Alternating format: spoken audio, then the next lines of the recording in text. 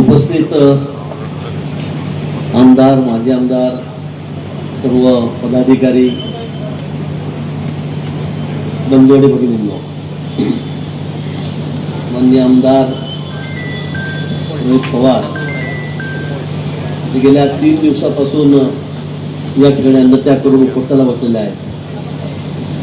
तर म्हणजे मी दादांचं माझ्या सकाळी बोलणं झालं, मला फोन आला आणि त्यानंतर मी दादांना विचारलं की दादा तुम्हाला हा सल्ला कोणी दिला. कारण मी कापसासाठी 11 दिवस उपोषणाला बसले होते जळगावला. आपल्याला कल्पना असेल ते 10,000 लोक सकाळ संध्याकाळ राहतात, झोपायला सुद्धा तिथे झोपायचे. त्यामुळे तितका गहन प्रश्न होता. कापसाला 6,000 रुपये भाव द्या म्हणून मी उपोषण केलं. खूप गर्दी असायची. देवकरप्पा आपल्या मंत्रिमंडळामध्ये होते, जळगावचेच होते. त्यांचं घर 500 फुटावरच होतं जिथे मी उपोषणाला बसलो. ते रोज ये जा करायचे, पण माझ्याकडे बघतही नव्हते. मला असं वाटलं एखाद्या दिवशी तरी येतील, माझं उपोषण सोडवतील, काहीतरी आश्वासन देतील. पण एकही दिवस ते आले. 5व्या 7व्या दिवशी मी त्यांना निरोप पाठवला, कार्यकर्त्यांना पाठवलं. म्हटलं त्यांना विचारा पण ना की आपले चांगले संबंध आहेत, मला एकदा विचारा की माझं उपोषण तर सोडा, काय आश्वासन तर द्या, वरती बोला. पण त्यांनी सांगितलं, मला वरतून सांगितलंय की अजिबात तिकडे बघायचं सुद्धा नाही. त्याला जितक्या दिवस बसायचं असेल तितके दिवस बसू द्या. आता सांगायला मला हरकत नाही, अजितदारांचा कडक निरोप त्यांना होता की तिकडे बघायचंच नाही त्याच्याकडे, गिरीशकडे. त्याला बसू द्या, अजून काय उपोषणाला बसायचं असेल तर.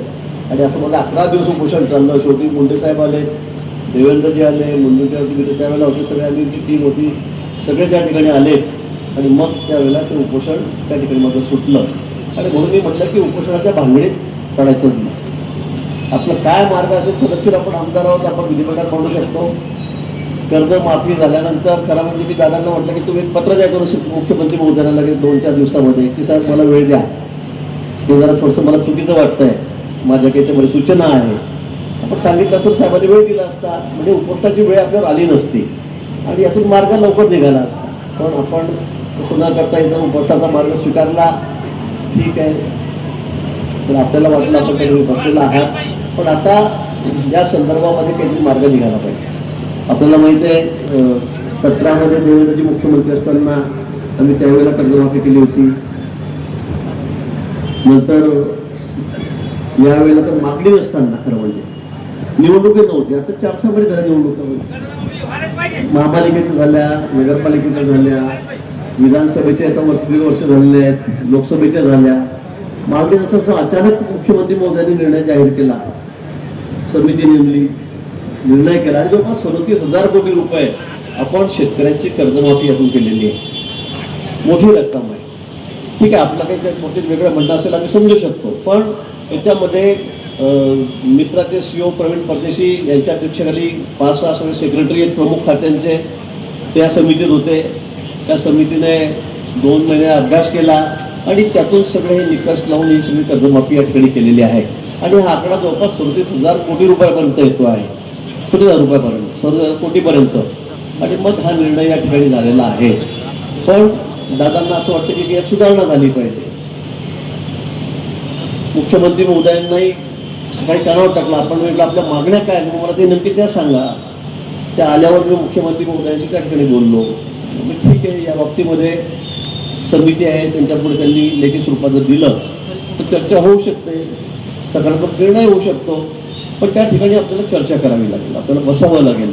इथे बसून असा तडकाफडकी निर्णय होणार नाही की झालं दिलं, असं होणार नाही. शासन आपल्याला कल्पना आहे अतिशय सकारात्मक आहे शेतकऱ्यांच्या बाबतीमध्ये.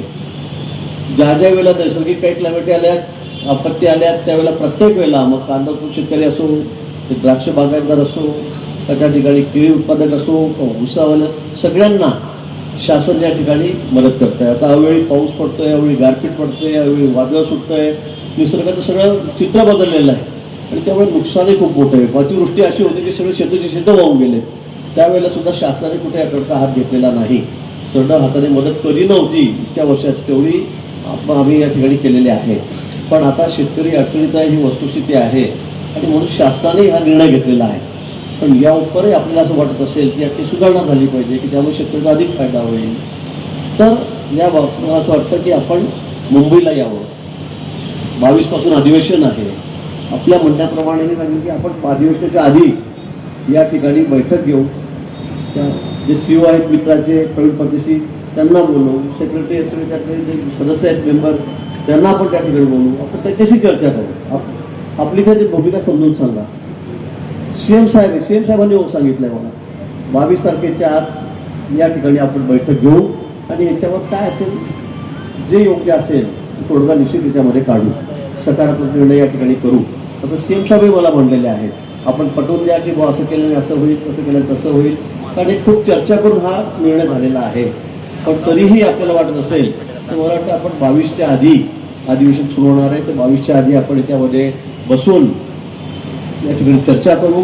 शेवटी CM साहेब जो निर्णय घेतील तो आपल्या सगळ्यांना मान्य असेल आणि यातून मला वाटतं मार्ग निघेल.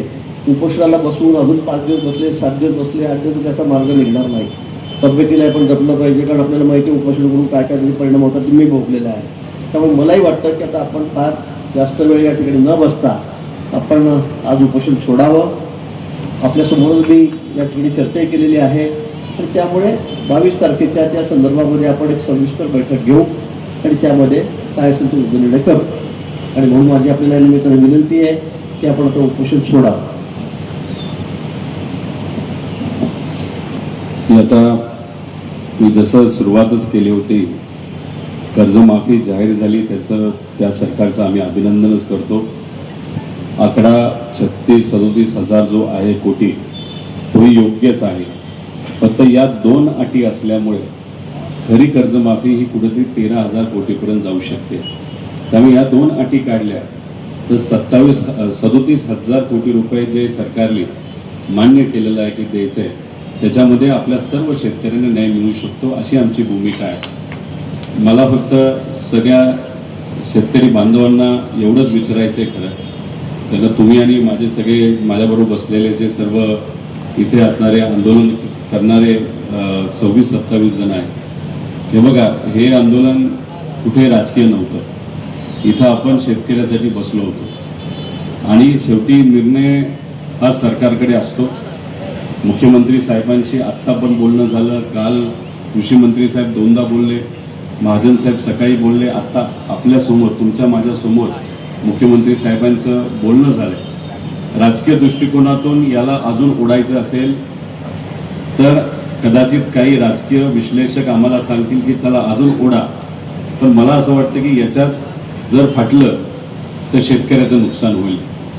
त्यामुळे आत्ता जर सरकारकडनं अशी भूमिका असेल म्हणजे अधिवेशनच्या आधी, तर तुम्हालाही माहिती आहे अधिवेशनमध्ये आम्ही काय गप्प बसत नसतो आणि अधिवेशन झालं तरी गप्प बसणार नाही. शेवटी आषाढीला इथं सर्व मोठ्या नेत्यांना या पवित्र भूमीमध्ये यावंच लागते हे त्यांनाही आणि आपल्या सगळ्यांना माहिती आहे. त्यामुळे शेतकऱ्यावर अन्याय करून तसं कुणीच सेफ राहू शकत नाही, सुखरूप राहू शकत नाही. राजकीय दृष्टिकोनातून हे सगळ्यांनाच माहिती आहे. त्यामुळे मी आपल्या सर्वांना विचारतो की जर मुख्यमंत्री साहेब म्हणत असतील अधिवेशनाच्या आधी आपण बसूया, चर्चा करूया, जे कोणी आपल्या कमिटीमध्ये नाहीतर आपल्या बरोबर चर्चेसाठी येणार आहेत त्यांच्याबरोबर आम्ही चर्चा करू. परदेशी साहेब जे त्या कमिटीचे प्रमुख आहे ज्यांनी हा निर्णय घेतला GRचा, ते तिथं असतील, सेक्रेटरी तिथं असतील आणि हे अधिवेशनच्या आधी होते. मग मला असं वाटतं की नक्कीच याच्यातून काहीतरी नाही म्हणजे आम्ही तिथं भांडणारच आहे की हे दोन्ही अटी तिथं काढल्याच गेल्या पाहिजे. आणि तुम्हाला माहिती आहे आम्ही भांडायला लागलो तर रस्त्यावर सुद्धा भांडतो आणि अधिवेशनामध्ये सुद्धा भांडतो. मग सरकारने हे जे प्रपोजल दिलेलं आहे आता 30 तारखेपर्यंत ते कर्जमाफी इम्प्लिमेंट करणार आहे, म्हणजे ते लागू करणार आहे, कारवाई होणार आहे. त्यामुळे 30 जूनपर्यंत ते लागूच करणार असतील, त्याच्या आधी ही बैठक होईल. त्यामुळे हे जे काही बदल आहे आपलं 30 जूनच्या आधी तिथं आपल्याला बदल करता येतील आणि 22च्या आधीच आपली बैठक होणार आहे. त्यामुळे सरकारला आग्रह करतो की काही झालं तरी तुम्ही आमच्या मागण्या मान्य करा, शेतकऱ्याच्या वतीने आम्ही विनंती करतोय. आणि मी इथं असलेल्या सर्व शेतकऱ्यांना आणि आंदोलनकर्त्यांना विनंती करतो, नाही तर मी त्यांना विचारतो की जर सरकार या बाबतीत मीटिंग घ्यायला तयार असेल आणि अजून थोडासा वेळ आपल्याकडे असेल तर मग आपण चर्चेला मुख्यमंत्री साहेबांकडे जायचं का. आणि जात असताना तुम्ही जर यादी बघितली असेल याच्यामध्ये आपण राजू शेट्टी साहेबांना सुद्धा विनंती करणार आहे, त्याच्यामध्ये आपण अजित नवले साहेबांना सुद्धा विनंती करणार आहे, शशिकांत शिंदे साहेब असतील, हर्षवर्धन सपकाळ साहेब असतील, शिवसेनेचे कोणीतरी नेते असतील, आपण तापकीर साहेबांना सुद्धा तिथं, तुपकर साहेबांना सुद्धा विनंती तिथं करणार आहोत, चताप साहेबांना सुद्धा विनंती करणार आहोत. म्हणजे हे काय आपण फक्त एका पक्षाचे लोकांना घेऊन जात नाही, जे लोक इथं आले त्यांनी पाठिंबा दिला त्यांना सुद्धा आपण, आणि जयंत पाटील शेकापूर यांना सुद्धा आपण विनंती करणार आहोत. महादेव जानकर साहेब स्वतः इथं आले, ते सुद्धा या कमिटीमध्ये असतील आमच्याबरोबर, आणि साहेब नक्कीच ते मान्य करतील कारण शेतकरी नेते ते सगळे. आणि मग आम्ही जाऊन चर्चा करू आणि मग आपण अधिवेशनाच्या 1 दिवस 2 दिवस आधी जेव्हा केव्हा वेळ मुख्यमंत्री साहेब देतील चर्चा होईल. त्यामुळे हे सर्व शेतकरी नेते आणि त्यात आमच्यासारखा एक कार्यकर्ता सुद्धा तिथं असेल. मग ती काय चर्चा होती, चर्चा झाल्या तुमच्या समोर आम्ही मीडियाच्या समोर येऊन तिथं सांगू. चालेल का? चालणार आहे का?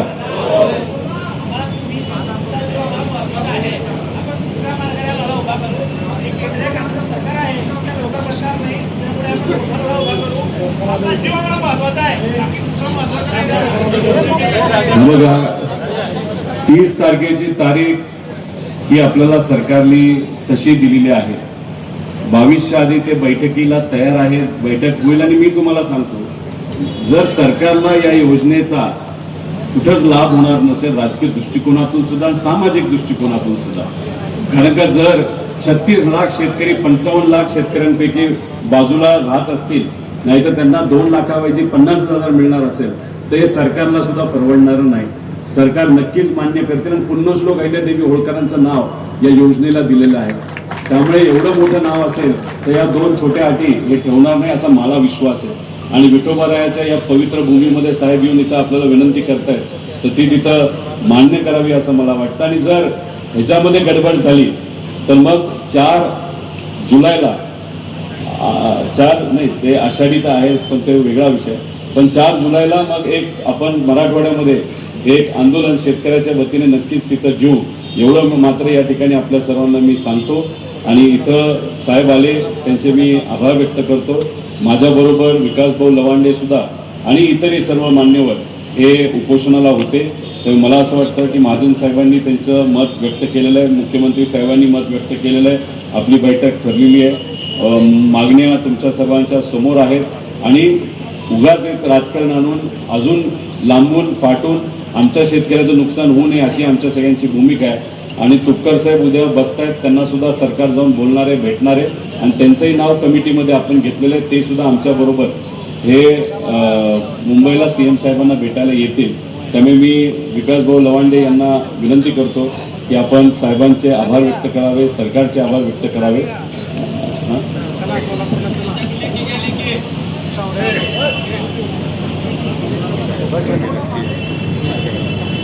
दादांनी सुद्धा सकारात्मकता दाखवली या ठिकाणी आणि मी त्यांचे आभार मानेल. पण याबरोबर हेही सांगेल की सरकार आपल्याला खरंच सांगतो की शेतकऱ्यांच्या प्रश्नाच्या बाबतीमध्ये अतिशय सकारात्मक आहे. राज्य सरकार असेल, मुख्यमंत्री उपमुख्यमंत्री असेल, आमचे केंद्रामध्ये पंतप्रधान मोदीजी आहेत, अतिशय सकारात्मक आहे. आणि शेतकऱ्यांना वारंवार कर्जमाफी का द्यावी लागते, कारण शेतकरी या ठिकाणी बाहेरच येत नाही आहे. आणि म्हणून एक शाश्वत त्याला शेती करता आली पाहिजे आणि त्यासाठी पाणी देण्याचं काम हे आमचं सरकार प्राधान्य करत आहे. कारण आता आपण विदर्भामध्ये जवळपास 96,000 कोटी रुपयाची रिव्हर्लिंकिंग योजना करतोय. 8 जिल्ह्यात दुष्काळी भागामध्ये आपण त्या ठिकाणी त्यांना पाणी देऊन जवळपास 10 लाख हेक्टर जमीन ही ओलिताखाली आणतोय. समुद्रात जाणारं पाणी आता आपण वळवून मराठवाड्यामध्ये त्या ठिकाणी आणतोय. नारपारच्या माध्यमातून खानदेशमध्ये पाणी नेतोय. आणि याला जवळपास 2.5-3 लाख कोटी रुपये स्वप्नात आपण विचार करणार नाही इतका मोठा निधी केंद्र सरकार 60% 40% आपण या ठिकाणी राज्य सरकार देऊन या सिंचनाच्या व्यवस्था आम्ही त्या ठिकाणी उभ्या करतो की शेतकरी कायमचा या सगळ्या चक्रव्यूहातून बाहेर कसा पडेल त्यासाठी आमचं या ठिकाणी प्रयत्न आहे. येणाऱ्या 2-3-4 वर्षामध्ये आपल्याला याचे सगळे परिणाम बघायला मिळतील. आत्ता आपण विदर्भाची जी योजना आहे रिव्हर्लिंकिंग योजना गंगा तिला बहुतेक पुढच्या महिन्यामध्ये टेंडर निघेल. 96,000 कोटी रुपयाची योजना आहे. 10 जिल्ह्यांना आपण 8 जिल्ह्यांना आपण त्या ठिकाणी पाणी देणार आहोत. आणि म्हणून मला असं वाटतं की शेतकऱ्यांसाठी अतिशय आमची भावना अतिशय श्रेष्ठतेची आहे, सकारात्मक आहे. आणि त्यासाठी जे काय करावं लागेल निश्चित आम्ही त्या ठिकाणी करणार आहोत.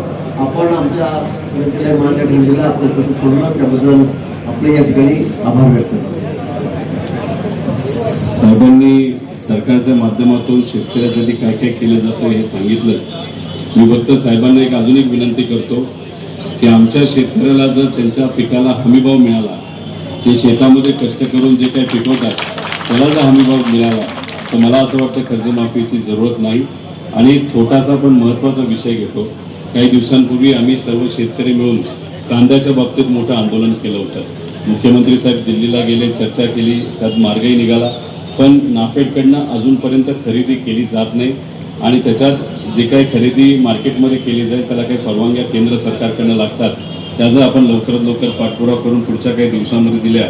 आता 18 रुपये, म्हणजे आम्ही जेव्हा लढाई सुरू केली तेव्हा मार्केट 5 रुपयाला होतं, आता ते 18 रुपयाला गेलेलं आहे. आणि तुम्ही प्रयत्न करून जर नाफेडकडनं खरेदी डायरेक्ट सुरू झाली तर 24च्या पुढं जाईल असं आमची अपेक्षा आहे.